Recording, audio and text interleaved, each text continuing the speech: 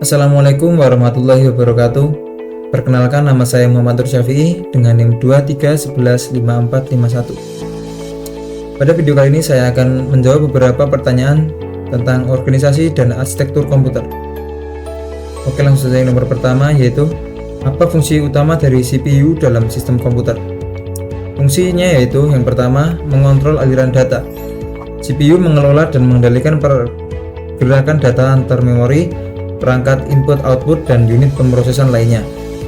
Yang kedua yaitu eksekusi instruksi. CPU membaca instruksi dari memori, menafsirkannya, dan kemudian menjalankan operasi tersebut seperti penambahan, pengurangan, pemindahan data, dan pengambilan keputusan logika. Yang ketiga yaitu mengkoordinasi komponen sistem. CPU berfungsi sebagai pusat koordinasi sebagai para komponen-komponen lain seperti memori, hard drive, dan perangkat eksternal untuk memastikan mereka bekerja secara sinergis. Yang keempat yaitu manajemen operasi logika dan aritmatika.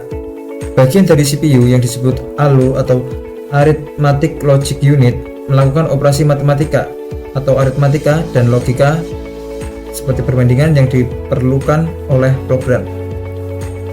Yang terakhir yaitu penjadwalan dan manajemen tugas. CPU memutuskan kapan dan bagaimana tugas atau proses akan dijalankan, termasuk membagi waktu untuk multitasking. Maksudnya yang kedua yaitu jelaskan dua fase utama dalam siklus pelaksanaan instruksi. Dua fase utama dalam siklus pelaksanaan instruksi pada CPU adalah fase fetch atau pengambilan dan fase execute atau eksekusi. Berikut penjelasan dari masing-masing fase. Yang pertama yaitu fase fetch. Pada fase ini CPU mengambil instruksi dari memori utama atau RAM. Prosesnya meliputi yang pertama yaitu program counter, menunjukkan alamat instruksi berikut yang harus diambil dari memori. Setelah itu instruksi diambil, CPU mengirim sinyal ke memori untuk mengambil instruksi dari alamat yang ditunjukkan oleh PC. Yang selanjutnya yaitu peningkatan program counter. Setelah instruksi diambil, PC diperbarui untuk menunjuk ke instruksi berikutnya dalam urutan. Hasil dari fase ini akan diinstruksi di dalam Instruction Register atau IR untuk diproses lebih lanjut. Yang kedua yaitu fase execute atau eksekusi. Setelah instruksi diambil, CPU memasuki fase eksekusi, di mana instruksi yang ada di IR dieksekusi. Eksekusi bergantung pada jenis instruksi yang diambil dan bisa melibatkan yang pertama yaitu operasi aritmatika atau logika. Jika instruksi melibatkan operasi matematika atau logika, ALU atau Arithmetic Logic Unit akan digunakan. Selanjutnya yaitu transfer data. CPU mungkin perlu memindahkan data antara register atau antara register dan memori. Kontrol aliran. Jika instruksi melibatkan keputusan atau percabangan seperti lompat atau percabangan bersyarat, PC akan diperbarui sesuai instruksi. Setelah fase dieksekusi selesai, CPU kembali ke fase pengambilan untuk instruksi berikutnya, dan siklus ini berulang selama program berjalan. Nomor 3 yaitu apa itu interrupt dan bagaimana mekanisme kerjanya. Interrupt atau sinyal yang dikirim ke CPU oleh perangkat keras atau perangkat lunak untuk memberitahu bahwa ada peristiwa atau kondisi yang memerlukan perhatian segera. Interrupt memungkinkan CPU untuk menghentikan sementara eksekusi program yang sedang berjalan dan menangani peristiwa tertentu, kemudian melanjutkan kembali eksekusi program yang terputus. Mekanisme kerja interrupt. Pendeteksian interrupt. Ketika suatu peristiwa yang terjadi, misalnya input dari perangkat I/O atau input-output, kesalahan perangkat keras, atau sinyal dari program, perangkat keras atau perangkat lunak akan mengirimkan sinyal interrupt ke CPU.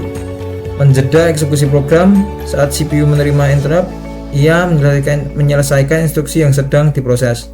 CPU kemudian menyampaikan status ini dari program yang sedang berjalan, misalnya nilai dari register dan program counter ke dalam stack agar dapat dilanjutkan nanti. Selanjutnya yaitu transfer ke interrupt handler. Setelah status disimpan, CPU mengalihkan kontrol ke interrupt handler, yaitu rutinitas khusus yang dirancang untuk menangani jenis interrupt tertentu. Interrupt handler dieksekusi untuk menangani peristiwa yang terjadi, seperti membaca data dari perangkat input atau menangani kesalahan. Dan yang terakhir yaitu kembali ke program utama lagi. Setelah yang telah ditangani, CPU memuat kembali status yang disimpan dari stack, mengembalikan kondisi eksekusi program sebelum interrupt terjadi. CPU melanjutkan eksekusi instruksi dari titik di mana program dihentikan.